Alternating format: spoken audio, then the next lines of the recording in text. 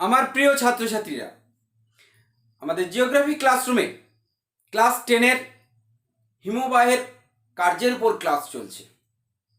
আজকে আমরা দুটো বিষয় নিয়ে আলোচনা করব। দুটো ইম্পর্টেন্ট বিষয়, এক বার্গস্ট্রুন্ড, দুই ক্রেভাস। তো প্রথমেই দেখি বার্গস্ট্রুন্ড কাকে বলে। আমরা বলেছি যে কোনো প্রশ্নের ক্ষেত্রে একটা ছোট্ট ভূমিকা দেওয়া দরকার, সেটা 1 লাইন 2 লাইন হতে পারে। এক্ষেত্রে কি দেব? উচ্চ পার্বত্য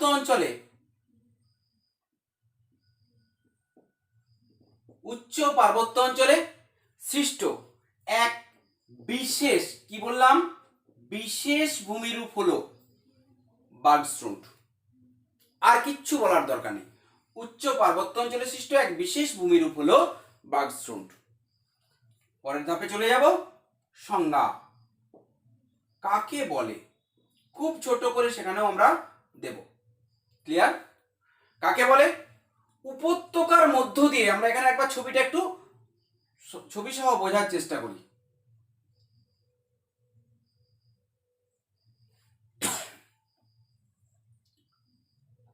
ধরা যাক এই পার্বত্য অঞ্চলের একটা পার্ট আমি এঁকেছি। এই পার্বত্য অঞ্চলের উপর দিয়ে একটা হিমবাহ বয়ে চলেছে, উপত্যকার মধ্য দিয়ে হিমবাহ বয়ে চলেছে। ক্লিয়ার? এটা হচ্ছে হিমবাহ, আর এটা হচ্ছে পর্বত।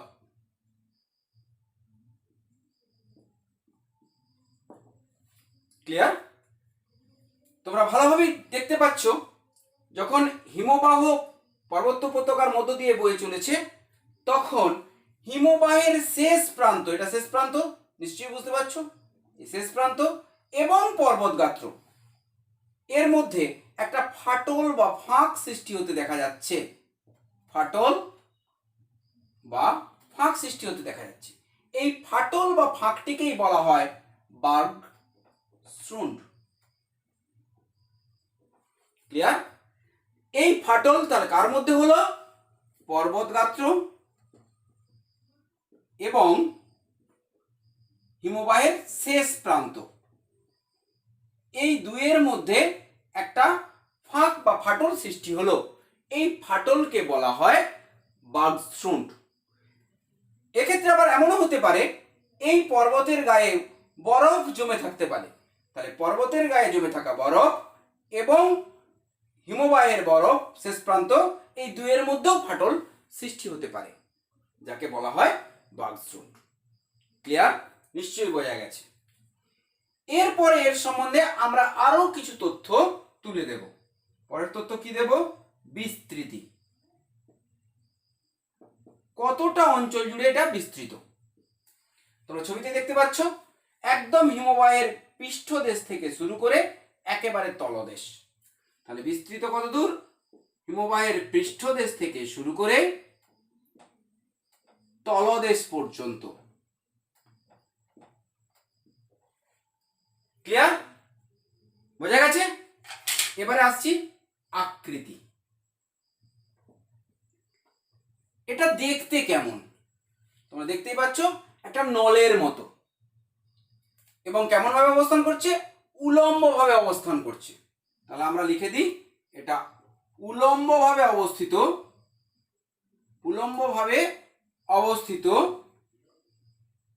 নলের মতো। সেই নলটা কেমন?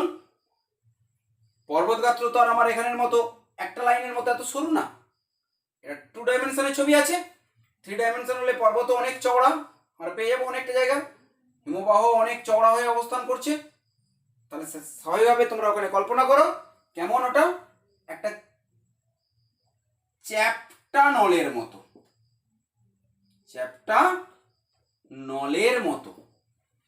ক্লিয়ার? তাহলে এর আকৃতি কেমন? উলম্বভাবে অবস্থিত চ্যাপ্টা নলের মতো। বেশ, এরপরে আর কি দেওয়া যায় দেখি? দৃশ্যমানতা,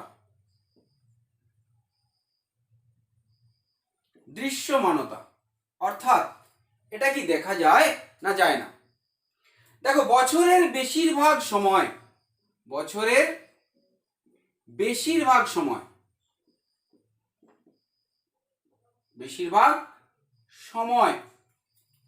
এই হিমবাহের উপরের অংশই বলো, নিচে কঠিন বরফ থাকলে উপরে কি থাকে? তুষার থাকে, ময়দার মতো নরম তুষার। পার্বত্য অঞ্চলেও তুষার দ্বারা আবৃত থাকে, ফলে স্বাভাবিকভাবে এই ফাটলের উপরেও তুষার দ্বারা আবৃত থাকে এবং এটা তুষার একদম হালকা তুষার দ্বারা আবৃত থাকে। তাহলে বছরের বেশিরভাগ সময় তুষার দ্বারা আবৃত থাকে। যেহেতু তুষার দ্বারা আবৃত থাকে, তাহলে স্বাভাবিকভাবে কি দৃষ্টিগোচর হয় না, অর্থাৎ দেখতে পাওয়া যায় না। কি হয় না? দৃষ্টিগোচর। এই শব্দগুলো তোমরা ব্যবহার করবে। দৃষ্টিগোচর হয় না, ফলস্বরূপ কি হবে? স্বাভাবিকভাবেই পর্বতে যারা যায়, অর্থাৎ পর্বত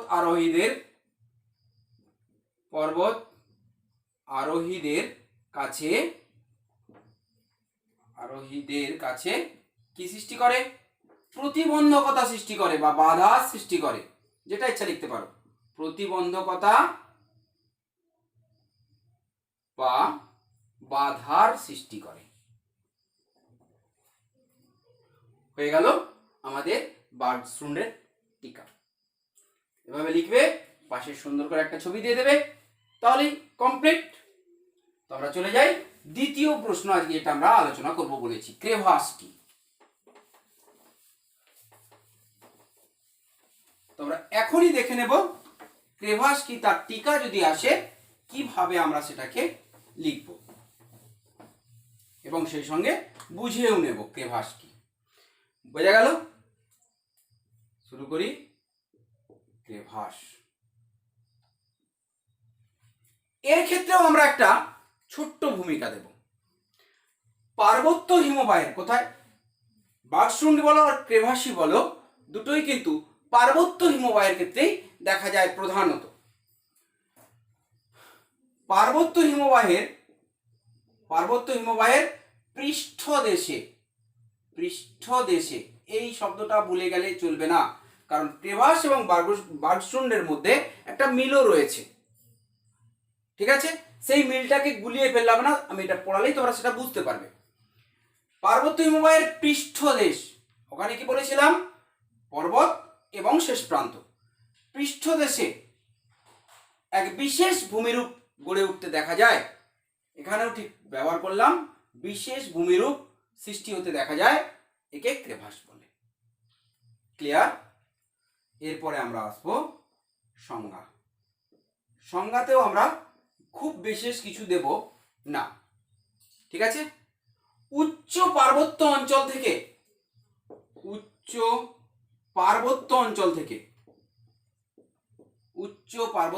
থেকে হিমবাহ নেমে আসার সময়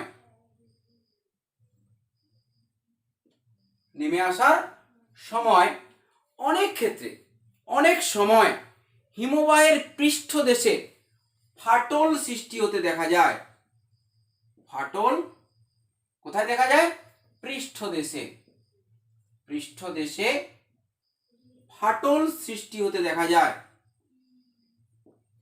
একেই ক্রেভাস, বা একসঙ্গে অনেক ফাটল থাকে বলে একে ক্রেভাসেস বলা হয়। ক্লিয়ার? তাহলে এখানে কি বললাম? উচ্চ পার্বত্য অঞ্চল থেকে নেমে আসার সময় পৃষ্ঠদেশে অনেক ফাটল সৃষ্টি হয় বা ফাটল সৃষ্টি হতে দেখা যায়, এদের ক্রেভাস বলে বা ক্রেভাসেস বলে। এখানে কিভাবে সৃষ্টি হয় আমরা সে কথা বলিনি। তাহলে এই প্রশ্নের ক্ষেত্রে আমরা আর একটা নতুন পয়েন্ট আনবো, সৃষ্টি। কিভাবে ক্রেভাস সৃষ্টি হয়, পয়েন্ট ওয়াইজ আমরা এখানে তার সৃষ্টিটাকে ব্যাখ্যা করব। কিভাবে? যদি হিমবাহ যখন প্রবাহিত হচ্ছে, যদি হিমবাহের প্রবাহ পথে কোনো কঠিন শিলাস্তূপ উঁচু হয়ে অবস্থান করে, হিমবাহ নেমে আসছে, উঁচু হয়ে অবস্থান করছে, ফলে স্বাভাবিকভাবেই তার উপর দিয়ে পার হতে বাধ্য হয়। যদি হিমবাহের প্রবাহ পথে কোনো কঠিন শিলাখণ্ড বা কঠিন শিলাস্তূপ বা কঠিন এটা বললেই ভালো হবে, কঠিন শিলা স্তূপের আকারে অবস্থান করে এবং তার উপর দিয়ে হিমবাহ যদি প্রবাহিত হয়, কঠিন শিলাখণ্ড স্তূপের আকারে অবস্থান করলো এবং তার উপর দিয়ে যদি হিমবাহ প্রবাহিত হতে বাধ্য হয়, সেক্ষেত্রে 2 নম্বরে কি আসছে? স্বাভাবিকভাবেই ওই অংশে হিমবাহের পৃষ্ঠদেশে প্রচন্ড টান সৃষ্টি হয়। যখনই দুপাশ থেকে বেঁকে যাচ্ছে, উঁচু হয়ে থাকার জন্যে দুপাশ থেকে বেঁকে গেছে, ফলে স্বাভাবিকভাবে এই অংশে প্রচুর টান তৈরি হয়। তাহলে কি হলো? দ্বিতীয়তে আমরা কি পেলাম? পৃষ্ঠদেশে টান সৃষ্টি হলো। 3 নম্বরে কি ঘটনা ঘটলো? ফলস্বরূপ এই অংশের পৃষ্ঠদেশের অংশের তুষার বা বরফ ফেটে যেতে বাধ্য হয়, এভাবে ফেটে যায়। ক্লিয়ার? এভাবে ফেটে যেতে বাধ্য হয় অত্যধিক টান পড়ার ফলে। হিমবাহ পৃষ্ঠদেশ ফেটে গিয়ে সৃষ্টি হয় ক্রেভাস। ক্লিয়ার? তাহলে কিভাবে হলো? পরপর আমরা পয়েন্ট ওয়াইজ তাকে ব্যাখ্যা করলাম। স্তূপের আকার অবস্থিত, তার উপর দিয়ে যাওয়ার ফলে পৃষ্ঠদেশে টানের ফলে ফাটল সৃষ্টি হয়ে ক্রেভাস সৃষ্টি হলো। এরপরে আর কি দেব এর সঙ্গে? গঠন। এটা দেখতে কেমন, কিরকম ভাব গঠিত হয়? এটা আড়াআড়ি ভাবে, অর্থাৎ হিমবাহের সঙ্গে আড়াআড়ি ভাবে গঠিত হতে পারে, আবার আড়াআড়ি বা সমান্তরাল অর্থাৎ ভাবে গঠিত হতে পারে। এই ক্রেভাস আড়াআড়ি ভাবেও যেমন ফেটে যেতে পারে, আবার সমান্তরাল ভাবেও ফেটে যেতে পারে, ফেটে ক্রেভাস তৈরি হতে পারে। আর কি দেব এর সঙ্গে? দৃশ্যমানতা। একই কথা বায়ুমণ্ডলে যা বলেছি।